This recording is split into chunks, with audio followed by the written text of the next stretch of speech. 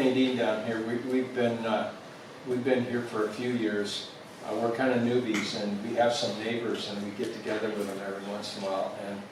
And they're Tim Dolan and Paul Hamacher, and Tim's wife Debbie, and Paul's wife Val is in the audience. And we get together with them every once in a while, and there are always stories that come up about them having grown up around Spirit Lake, and the stories about their fathers and their mothers and their families and all the different interactions. And I just thought, you know, that would be an interesting conversation for us to all kind of eavesdrop on. And so they agreed to come and have a little conversation, and I really appreciate it. So Tim Dolan and Paul Hamacher. But again, welcome to all of you. It's our privilege to be able to share some memories. You know, when I think about my memories, the older I get, the more I realize that what I think are memories maybe aren't really memories, or the real memories. They're the kind of memories that I have, and they're sort of true, sort of accurate half the time. But I first started thinking, now what would I want to share? You know, at first I thought, I'm not sure I have that many memories. And then when I started to remember, all kinds of stuff started to come. I've got 8 pages single-spaced of notes. I'm not going to read this, so don't worry about it. But it just started coming. Just stories and memories and things of especially for me, the 50s and 60s. So that's really my time period here when I was a young kid in Spirit Lake. And so anyway, Paul and I got together this week, and we were just kind of talking to one another. It's kind of neat because some of the things Paul said, I thought to myself, I don't remember that, and the same with him. And so we just had a kind of a fun conversation together. So we're hoping to do that just today. We'll be sharing some things with you. Again, we could probably spend 3 hours, so we won't do that. But we'll just share a few things, and then when they tell us that we're done, and that's okay. Or the cookies run out. Or the cookies run out, or whatever you get bored. Or when you start throwing things at us, that's always a sign that you've talked too long and you need to move on. So I thought the first thing both of us would do is say a little bit about our history here, our family's history here. And my family first came here, according to Keith Spencer, I couldn't remember, and in his book he says that my family actually came here in 1909. And I wasn't sure exactly what year it was, but it was about the same time that the city was founded, 1908, 1909, in there somewhere. My relatives came from Peshtigo, Wisconsin, and they would have stayed in Peshtigo. In fact, if it hadn't been for one situation particularly, I probably would have been born in Wisconsin, and I wouldn't be here and wouldn't be telling you anything about Spirit Lake. But as it turns out, all my family, my grandparents, they were living in Wisconsin, and my great-grandfather, unfortunately, had an alcohol problem and was kind of an abusive guy. And so my grandfather decided that he'd had enough, and he came out west and ended up in Spirit Lake. And then, after he was here and settled a bit, he sent back to Wisconsin for his siblings and his mother, I think also his fiancée, because I think she was, Janet's here, and some others might be able to correct me if I get the things wrong. But they all migrated from Wisconsin to Spirit Lake in about 1909 or so. And my Uncle George, who was my dad's brother, was born here in 1914, and then my dad, Phil, was born here in 1919. So they were really kind of at the same time that the city was getting going. They were here. What else did I want to say about that? Dad worked my grandfather worked for the railroad here. He tended the engines, and he had some fancy title, and I can't remember now what it was, but some title he had. He worked with the engines. And my grandfather worked, and my dad worked at the mill, like probably most people did, as you know. It was a mill town and a train town at that time. So that's when it all started. I didn't come along till a lot later after that. But if you go to the cemetery here and look in the Catholic section of the cemetery, you'll see there are a lot of Dolans there. You know, my great-grandmother, who came in who died here in 1935, she's buried there, and then my grandparents are buried there, my parents are buried there. We've got other relatives there. I've got 2 brothers now who are buried there.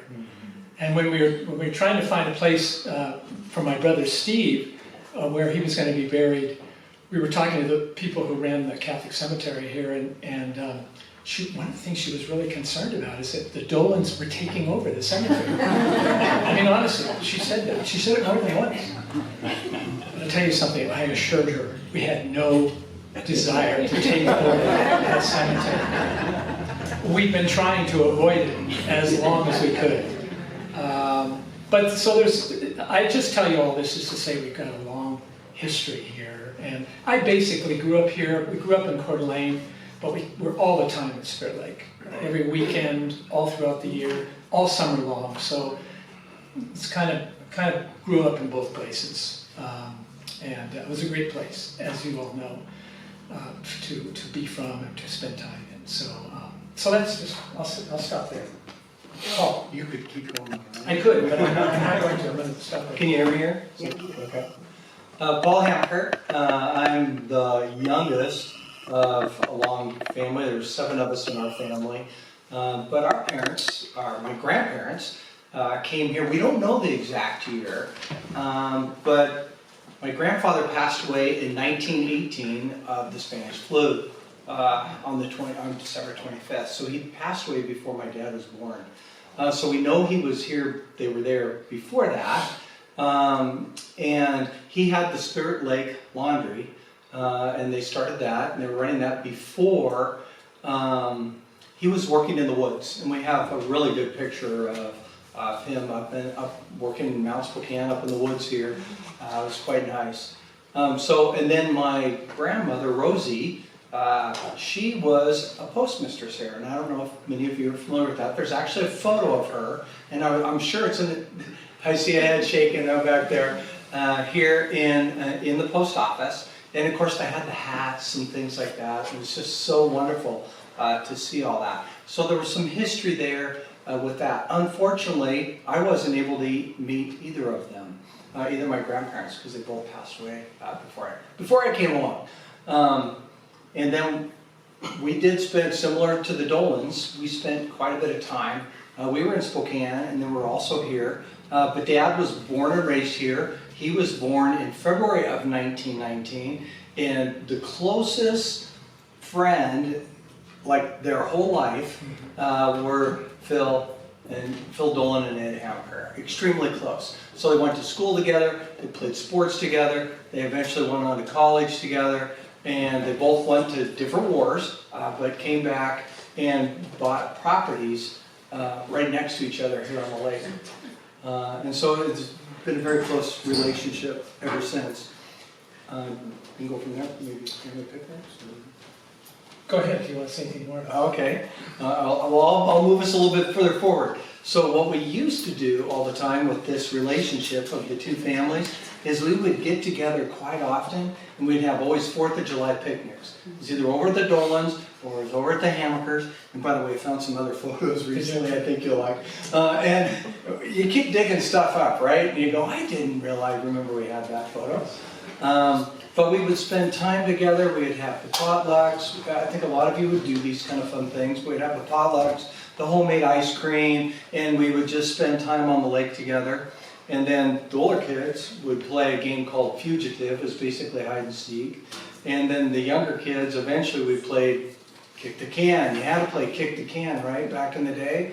And so you would do things like that. And then when we even got older, I would a lot of times go fishing with Jim Dolan. We'd go out on the Spirit and do some fly fishing. So. Yeah, Paul was a real fisherman. You fished a lot. Fished a lot, fished the lake a lot. And my older brother Jim fished a lot. Very good, very good fisherman. And Jim actually had a worm farm in the backyard. So he grew worms. And, so he was really into that. we were trying to think about, again, there's so many memories so many things that you could talk about. And so just generally, I would say, and Paul and I were both talking about this the other day, when we think of especially the 50s and the 60s in Spirit Lake, the thing that came to my mind, and Paul kind of confirmed with, is that there was a lot of activity, especially down on the lake. There were a lot of kids. It was baby boomers galore, and people seemed to have really big families. And so there was just a lot of kids around, people around, especially in the summer. Yeah, it was a lot of fun. And two places particularly, in my memory, were very significant for that. One was Conklin's, and the other one was Sondahl's. And you're familiar with these. Some of you may know some of the people, Homer Conklin, Madeline. I don't know if Homer's not still alive, I'm pretty sure, but the two places we always went to in the summer, partly because they had gas, both of them had gas, was Conklin's and Sondahl's. When we went to Conklin's, we were just as interested in the candy in the candy store as we were as the gas in the gas tank. So anytime we could go down and fill up, the young kids particularly were ready to go because we could grab a handful of Tootsie Rolls, things like that. What I remember about Homer Conklin is he had this funny black hat that he used to wear. It's funny what you remember, or maybe it wasn't black. See, that's what I'm saying about memory. Maybe it was another color. He always had that. But I remember his hat. Yeah. I do remember his hat. But they had this nice little store with lots of candy, and I'm sure there were other things, but I wasn't interested in anything else but the candy. Sorry about the mic. Sondahl's was a really going concern in those days. I mean, it is, again, I understand, but dancing and music and food, and just everybody went down there. And one of my memories of Sondahl's is going down on, I think it was Saturday nights, or Friday or Saturday nights, for bingo. We played bingo down there. It was a charity for the Catholic Church, as I recall. So we go down there and we play bingo, and we win all these neat prizes. And I remember one time winning this great cake. And as soon as I grabbed it, it fell on the floor. It's amazing what you remember, right? I mean, I've had a lot of experiences in my life. I remember the cake that spilled because everyone was so disappointed about that. But there was just a lot going on, and of course skiing and swimming like there is today. One thing about that, I remember in the Catholic Church, we used to go to the Catholic Church there, and the most popular service that everyone wanted to go to was the Saturday evening, especially in the summer. It was a super popular service to go to, and that's because you could ski all day. You could quickly get in your car, go to Mass really quickly, leave early. Everybody left early. I never really understood that, but after communion, they went right up to the front and right out the back door. There were still 15 minutes or 20 minutes left. And I wondered about that, and I think part of the reason for that is you could still get in one more ski before dinner. Maybe that wasn't it, I don't know. But there was just a lot going on. Over to me. All right, so, Shaw girls, could you raise your hands, please? All right, Sue, my understanding is you went over the ski jump that used to be on the lake? Huh? Did you go over it? Yes. All right. No? I never went over it. They never went over No, it. So I don't know how many people remember the ski jump that used to be near Sondahl's on the water. Anybody? Yeah, we had. Oh, you remember that? Vaguely. Yeah. And so people would go over that. We have some old footage of, and I think some of your brothers are on it, and my brothers are on it, going over the old ski jump that used to be down there. I looked at it and I thought, I don't think so. But it was very popular. So there was a lot of things like that, right, on the lake skiing. But some of the things I enjoyed the most, and I think kids still do today, is just playing in the sand, playing along the edge of the water, right? And you might see some tadpoles, and just the other day, literally yesterday, our grandson was playing along the beach, found a little tiny turtle, heading to the water. And how often do you see? What's that? Fifth generation. Fifth generation, yeah, finding a little turtle. But it's just, you don't get to see that every day, right? Yeah.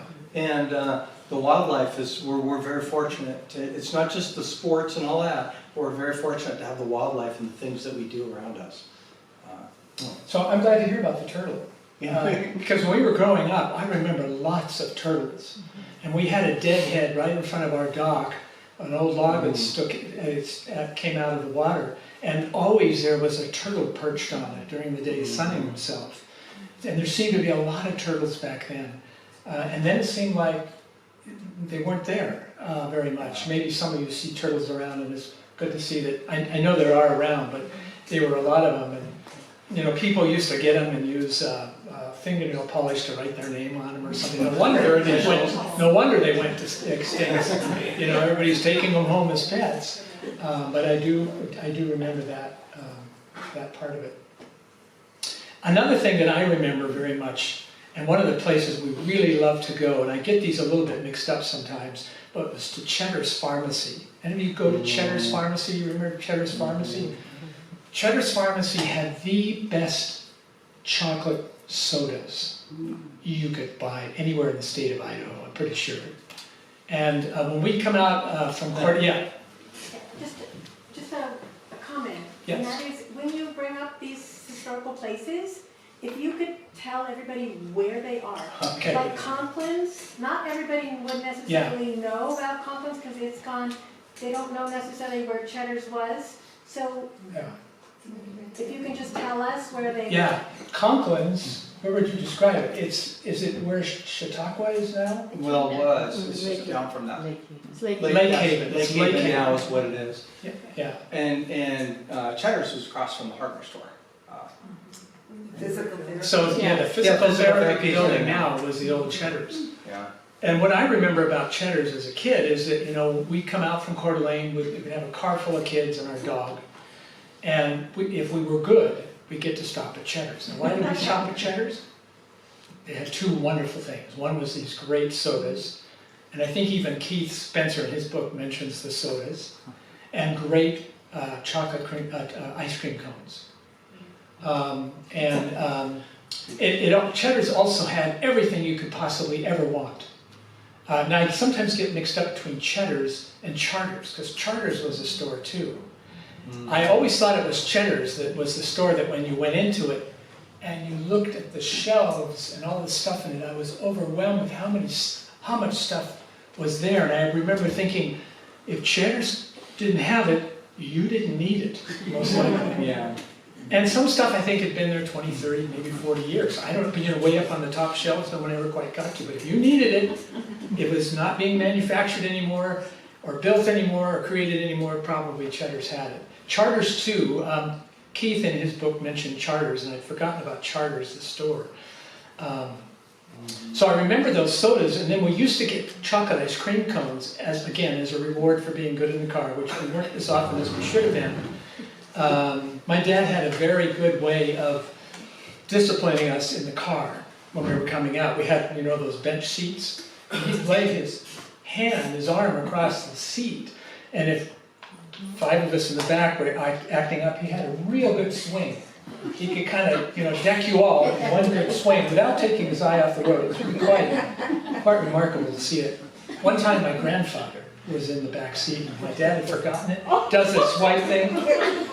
I think my grandfather never sat in the back seat again. But the thing I wanted to tell you about Cheddars is that we used to buy these chocolate ice cream cones, and we could have any flavor we wanted as long as it was chocolate. And we'd buy chocolate ice cream cones, I don't know when this started, for our dog Princess. And that's before we knew that chocolate is actually toxic for dogs and can kill them. Fortunately, she didn't die of ice cream, but she was really happy about it, and it had to be chocolate. But it was just the best place to go to get anything you wanted, especially sodas and ice cream, for me anyway. And we would stop there now and then because they would have sunflower seeds that were already shelled. And so Dad loved to get those. And the other thing, I don't know if you remember back in the day, there was a candy that looked like a little dog bone. And it was like the inside of the peanut butter in the middle. And then it had like crumbs on the outside. Dad used to love to buy those there too. So we'd always have to stop in and get something at Cheddars. Another thing that was a lot of, anybody fish the lake at all? Anybody do any fishing at the lake? Fish the lake a little bit? So back in the day, I've been fishing since probably before I was crawling even. We would go fishing all the time.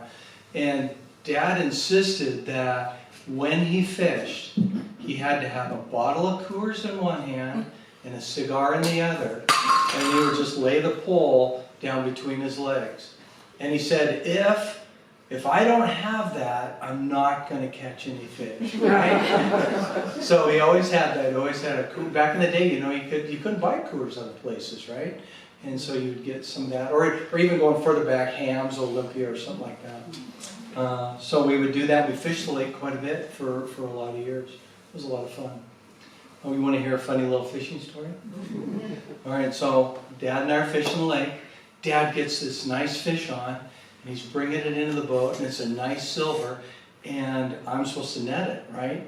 But I'm looking at it, and I'm going, what is that big thing right behind it chasing this panicked silver? So I thought, heck with the silver, and I netted the big thing behind it. And I brought that in, and then the silver got off the hook and got away. Well, it turned out to be a big largemouth bass. That was after that silver. And Dad goes, but I like eating the silvers better. Anyway, it's just, there's so many fishing stories that we had over the years, father and son, and to have that relationship, to have a lake that helps you bring that relationship together, and just to be able to talk about things at different stages in your life. And to be able, for all of you that are here, hopefully to be able to share and do those things, different stages of life with your kids and your grandkids. Because it really is wonderful. When we played The Fugitive that Paul mentioned, it was just a glorified hide and seek, but we called it The Fugitive after the show of the 60s, if you remember that show. And always when of course you're running through the woods, or in the middle of the summer, and what do you end up with a lot on your body when you get back? Ticks. So we'd always have to strip down naked, and Mom, we'd have to go through the whole check your whole body for ticks, because you were talking about ticks the other day, so when you were following. Your brother saved me, My took brother, a bunch off of me. You'd taken them off as you were walking down the path or something.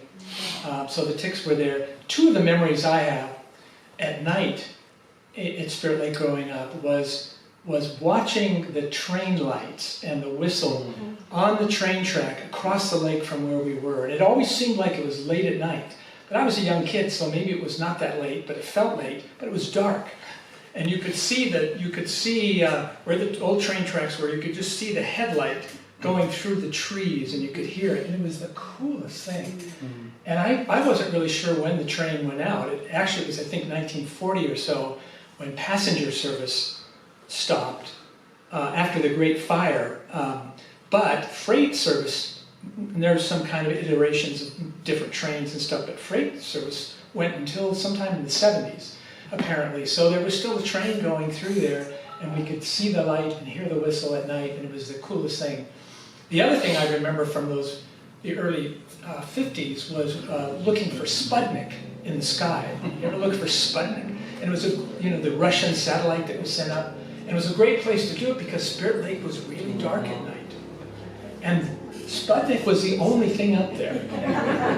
You look up today and it's a traffic jam. There's all kinds of stuff flying by. But Sputnik, so we'd be out there quite a while just looking. And then someone would spot it, and it was the neatest thing to kind of track it. Do you guys ever do that? Track it across there. And again, it was so dark that you could see it. And it was just fun. We didn't know that there was an arms race going on, and Cold War, and we weren't worried about all the things that maybe that represented. We just loved to see the Sputnik going over at night.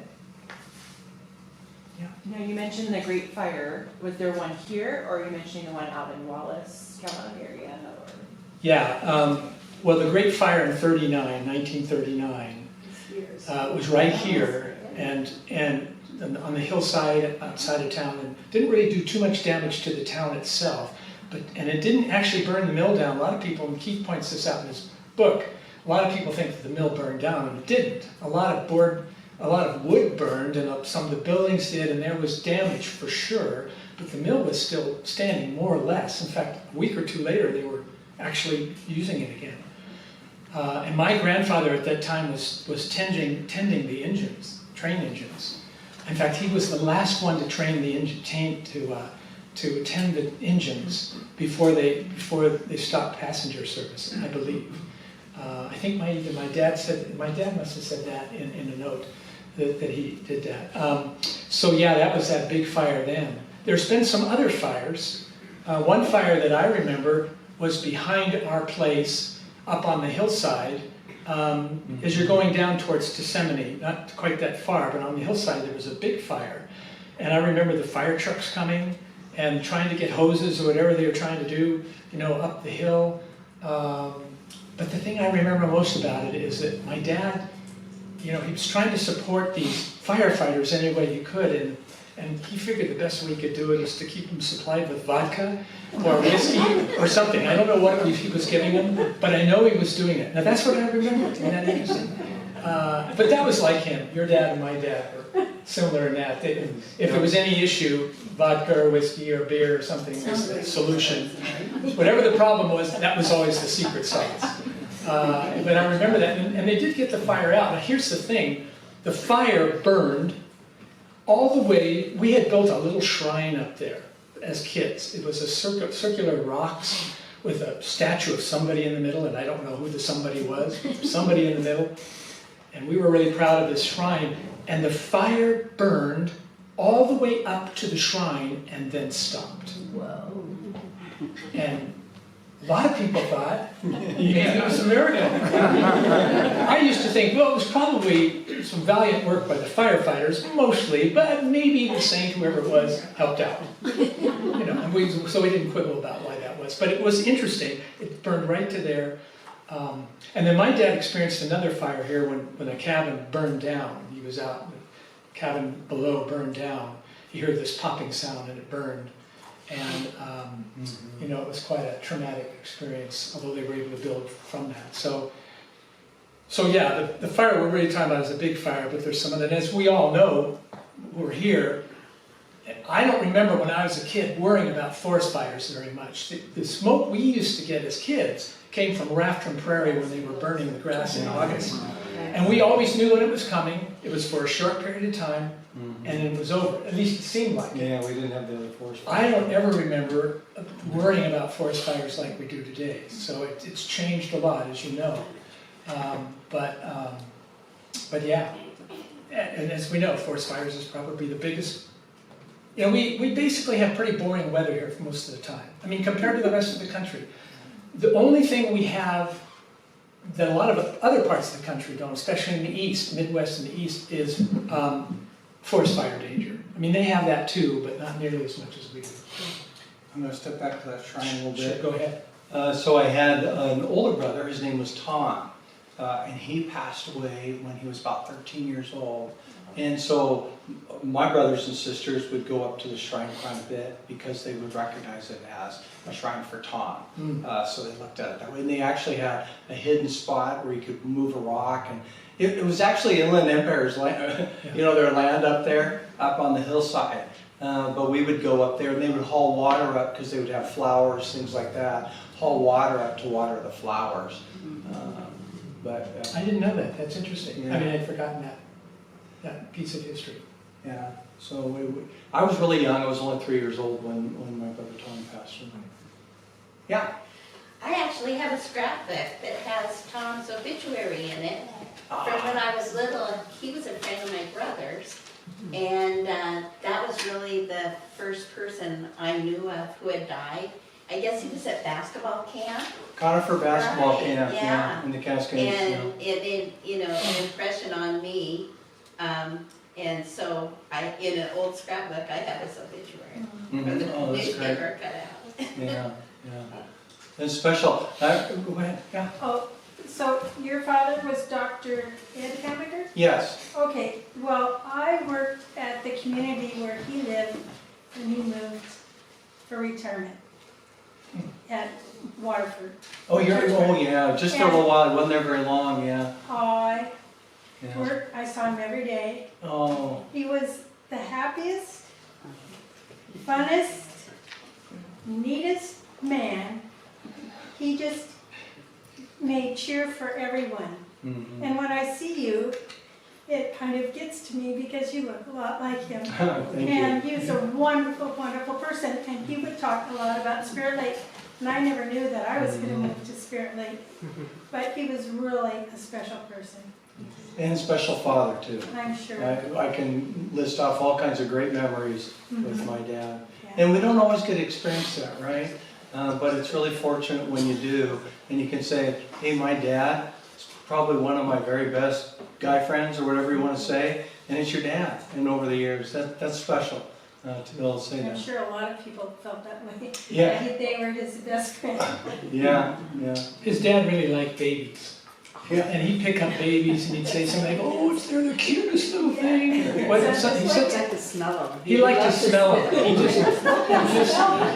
He just had this sort of, I remember that. He just, just loved it, but he was just so welcoming.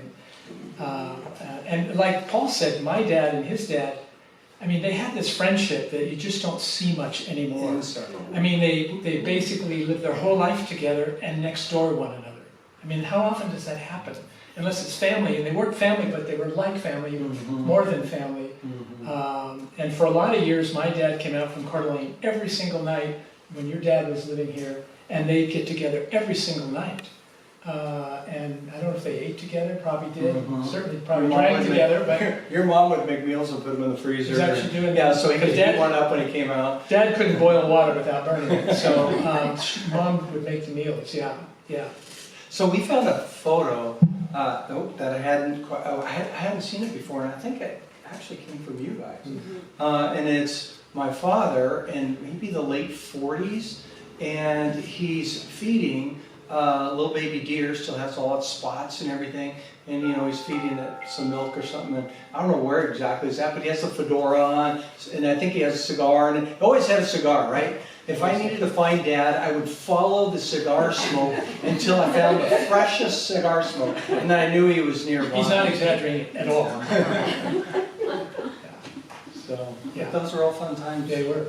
One of my, we'll wrap up here pretty quick because we're going over our time, but one of my memories here was, in the summer, was picking lots of huckleberries. And we had lots of huckleberries behind our place. Now, I can't find them ever. You have to go up higher, apparently. And some of you might have stashes somewhere near your place, and if you don't tell me, I don't blame you for not telling me, because I wouldn't tell you. I mean, huckleberries are like gold, right? I mean, we used to spend a ton of money just to get a little thing of huckleberries when we were older, and I thought to myself, we used to pick this, for free. I mean, but one of my huckleberry stories was, we were picking huckleberries behind our place one time, me and my brothers, and maybe some of the neighbors, I don't know, there might have been some Hamachers there. And some kids, older kids, we were young, some older kids came along and stole our huckleberries. I mean, them's fighting words, right? I mean, when you do that. And so we were really dejected. We didn't know what to do. They were much older than we. I don't remember if we knew who they were or not. But we went and we told my Aunt Vine. My aunt, who was my grandfather's sister, had a place right next to us. And she was a redheaded Irish person who, when she got her ire up, she got her ire up. She was a wonderful person. I loved her. And we told her about these huckleberries being stolen. And she was so angry. She said, let's get in the car and we'll go up and find them. She grabs her gun. And this is Idaho after all, right? She grabs her gun. And we all pile in and we go uptown. And I don't know, we must have been able to find them. I don't remember how that worked, but we found them pretty quickly. But I was so impressed by her action, and she did it without firing a single shot. That was remarkable. But huckleberries, I so think of the huckleberries. We used to pick buckets of them, and it's just harder to find them unless you go other places. But So we shouldn't tell you about the huckleberry pancakes we had this morning. did you? I wish I was over for those. Were there any? Do we open up for questions? Yeah, if you have questions or comments you want to make, again, we realize that many of you are intersecting at various levels with this. Yeah, Brad. Could you speak to your mothers? I do a lot of history, and you often never even hear what the names of the mothers are. Thank you. Yeah. My mother was named Mary, and the interesting thing about that is my grandmother was named Mary, my mother was named Mary, my two uncle's wives were named Mary. So there was all these Marys. So if you didn't remember a name, just yell Mary, and you were probably going to get. So they'd say Mary George, Mary Jim. They'd use the husband's part of it. And my mom had a lot of personality. And what I remember about Mom, and she was out at the lake. You were telling the story about her being out in her pajamas or something on the hill watering or whatever. Yeah, she'd be moving the sprinklers. She'd be up moving. and down. She was a fanatic about having a green grass, and she'd be out, well into when she was older, when she'd already fallen a few times, changing sprinklers. But what I remember about Mom and the lake was we would be out the lake all summer, and the Hamachers and the Morans and the McCabe's, you guys were out frequently, but not all summer like we were usually, at least the McCabe's and the Morans weren't. And so, after a while we get a little bored. You're there all summer, but I'll tell you something, we never let Mom know we were bored. Because my mom was the greatest job finder you would ever find. So if you said you were bored, Mom had a list of 10 things she wanted done, and she was very good at dishing them out. Things like raking the beach and picking up rocks and chasing gophers, which we still have, I saw 3, and just weeding. Really loved weeding. But so Mom always had something to do. So if you were bored, you never let her know about it. And if you were not doing something when she walked in the room, you quickly got doing something. It didn't matter what it was, just looked like you were busy. But she was great. She would always, in the winter, which was really one of my favorite times here, she would always, in Coeur d'Alene, she would pack sandwiches and a thermos of hot chocolate for us. And they'd put us all in the car, Dad would bring us out, and I'm sure it was just glorious for her, because she had these 5 kids and this husband, and she could just have a few hours to herself. And so she was really good with that. We'd come out and ice skate, although I was a terrible ice skater. And I always felt bad about that because I thought, we do all this ice skating and I stink at it. I mean, just I'm awful lousy. So I don't know if it was weak ankles or if I just was lousy at ice skating. It could have been that. But we, clear off snow like people do still today, and instead of ice fishing, which we didn't really do much of, we would ice skate right on the ice, and it was great. Like, again, a lot of people still do today. Your mom was wonderful to visit with. You could just sit down and Mary would just start telling you stories, and just all kinds of stories, right? My mom was a talker, She's fun to listen to. So, in a restaurant or anywhere, she would get in a long conversation with the waitress or something, and we're thinking, Mom, I don't think she really wants to hear all this. But Mom would just want to tell her about her day and, her haircut and her everything. And the other thing about Mom that I remember is she loved, this was before the days, when you could do the Amazon thing. The Fuller Brush Man and Avon. If you remember Fuller Brush and Avon, Mom ordered so many things from them. And a lot of it was sort of tacky stuff, the stuff you can get. But I always said that she kept Avon and in business. She really, when Mom stopped buying that stuff, Fuller Brush went out of business. At least in Coeur d'Alene, and so did Avon. Because she really had a lot of stuff like that. But she was great. She really was a good mother to have. And a good mother as a neighborhood mother, right? Yeah. Neighborhood mother. You all know the neighborhood mother, They right? mothered all the kids, and all the kids got mothered. And we didn't worry in those days, about kids weren't around. We knew they were somewhere, unless they drowned or something, which is not a good career move. Everybody just sort of watched each other's kids. So I'll tell you a little bit about my mom, Brad. So she was a Southern girl, right? And she even spent a lot of her youth in Panama, growing up there. And then Dad met her around Washington, D.C. When he was going to med school there. And so they got married, and just imagine someone that's born and raised this way all of a sudden finds themselves in Spirit Lake, Idaho, right? Dad drove her all the way across the country, and here they were. We were looking at another photo not that long ago And do you guys remember, they put the rubber caps on, and they had the flowers on them, the rubber flowers and things like that, and Mom would always, because she loved to swim, she would swim all the time. Matter of fact, we had a requirement growing up, we couldn't be on the dock without a life jacket until we could swim to Dolan's and back without a life jacket. There was a requirement. And so, but Mom was always out there, always encouraging us to go swimming, and she enjoyed that until late in her life. But you got a story? Well, it just seems to me that I remember she was always like in the perfect beach outfit. Yeah. She didn't go down to the dock, she was all put together. Yep. Yes. Exactly. She was. What's her name? Jean, thank you, Jean. And Regina, Jean. And at her 70th birthday party, we even have footage of her walking down the dock in her bathing suit and her cap.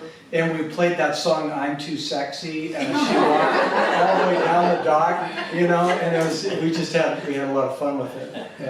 Yeah, your mom was very regal. I think that she was regal. She was just this a little mysterious and regal, because she was such an imposing and interesting person, I thought she was actually from New England. I didn't know she was from, or somewhere in the East Coast. I didn't know she was from the South. When she was raised in Virginia, the house they were raised in still had a Civil War cannonball. It was a post office back in the Civil War. It still had a Civil War cannonball in the wall where she was raised. She'd always kind of talk about some of that stuff. But it was war between the states. Oh yeah. She made sure to always let me know it was the war between the states, not the Civil War. So, but she was great, because she was the type of person she'd curl up in her lap. We would when I was really little, we'd watch a movie together or something like that. She loved to do those types of things, and so that was quite a nice upbringing with her as well. And of course, she was always in charge of the homemade ice cream. At 4th of July, and of course a whole bunch of other food too, right? But that was the special. We had this big green, huge picnic table in our yard that could fit all of us, and sometimes I thought maybe all of Spirit Lake at one time. And it was just this mammoth thing and then this swing. And we managed, when we had meals together or whatever, to all get around it, apparently. Mm-hmm. So. There was some in the back. Yeah. I decided to say something when you were done. Did you know the McBrides, they had a place on Spirit Lake since the late 1800s. They only came out in the summertime, and the original log cabin is there. Where on the lake is that? It is within sight of the blue roof, Harvey's blue roof. And do you know who the Harveys are? I don't know that I do. I probably Bing do. Crosby stayed at their house. Oh, okay. Bing Crosby did? Yeah. Yeah, and apparently you used to come out to settle matters regularly. So I wondered if you knew them, and that's all. I don't know if I did. Do you do? Dad may have. Okay. Between his dad and my dad, they knew everyone. And everyone knew them. And my dad would spend every weekend in town doing something. And I always wondered where he went. But he would come up and he had people to see or whatever he was doing. But he just loved Spirit Lake. And anything he could do for Spirit Lake. But they would, he would do that. And he just really loved it. Anyway, got you all here. Just 1 second. So, did anyone hear about the dairy that used to be along the lake? You heard about the dairy? Dad would talk about the dairy that used to be along the hillsides of the lake. I don't know if many of you knew about that. And there was also, I understand, there was a house of ill repute during the logging days along the lake also. On the large island. Huh? It was actually on the large island. It was on the large island. Yeah, I think that's true. That's a true story. Okay. It took some effort to get there in those days. So It's you really, historical research. Yeah. you really needed to want to go. Yeah, I'd kind of like to, my name's Patsy Parsons. I'm a friend of Mary Eley. Mary Eley has the house that's on the main road, very old.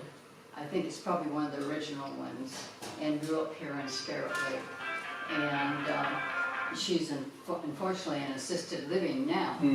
But her family was here. Her parents, her dad was worked in the woods, and so this is way, way back.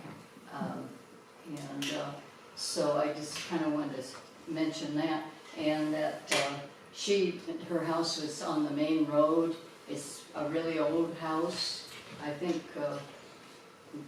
1940s, and it's beautiful inside, really, the old work.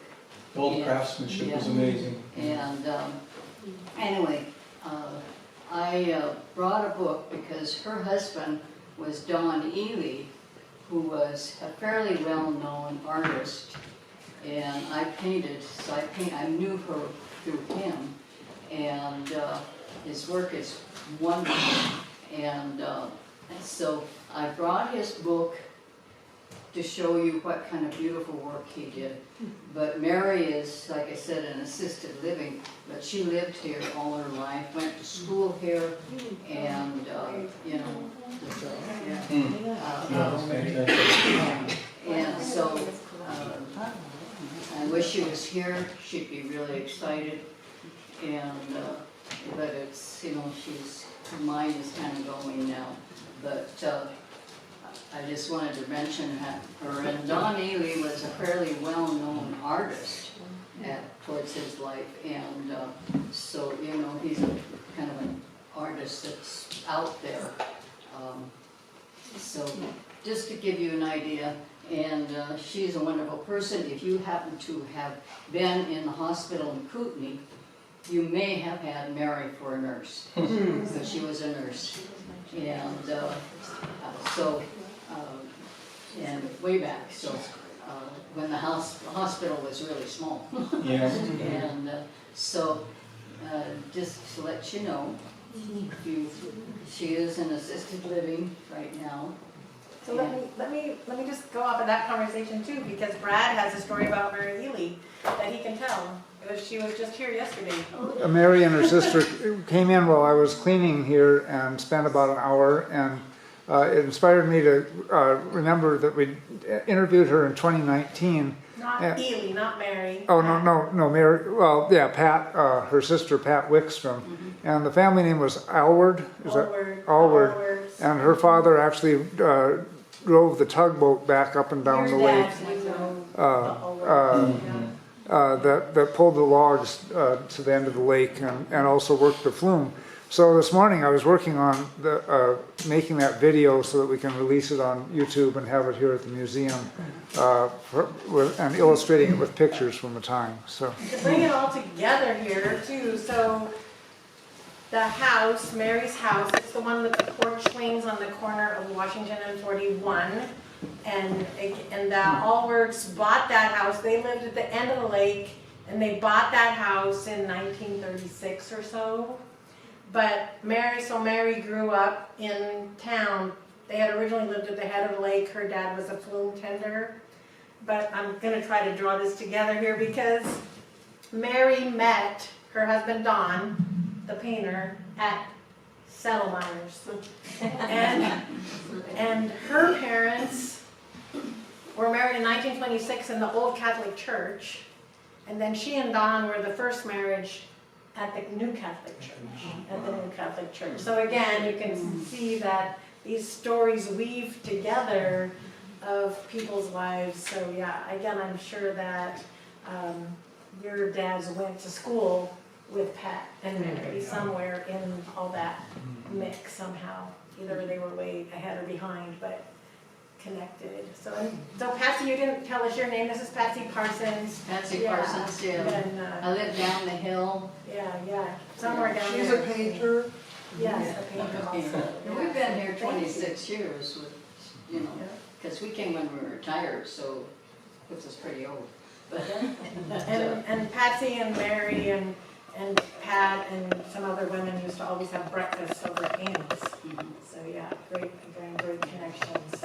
So, and I did want to mention, so the Dolans have given us some wonderful collections that came from Phil, and there's a book right over there My Memories of Spirit Lake by Phil Dolan. It's amazing and wonderful.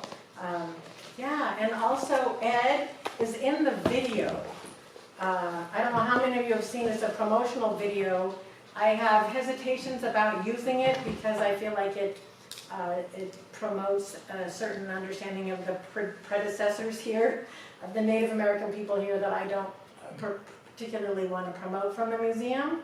But it does, and there's sections of people talking about Spirit Lake, and if we could just see that part about Ed, I think he kind of closes the video with this description of Spirit Lake as the most beautiful place on earth. I mean, you're in paradise already. You don't need to ever go anywhere else. I mean, it's just like, I was like, how, they didn't even pay him apparently to say that. But anyway, so we're just so grateful for the history that your families carry. So thank you. Yeah, and were there more questions? I didn't mean to close us out. But, yes. I just have another comment about Mary Eley. So I'm Larry Perry, and I'm a 6th generation Idahoan. I grew up in Post Falls. I have a connection to Hamacher through my little brother when he was 2. But about Mary Eley, when I was 17 years old, and I got my first job at Cooney Memorial Hospital, she was my charge nurse. And she was amazing. She was a fabulous nurse.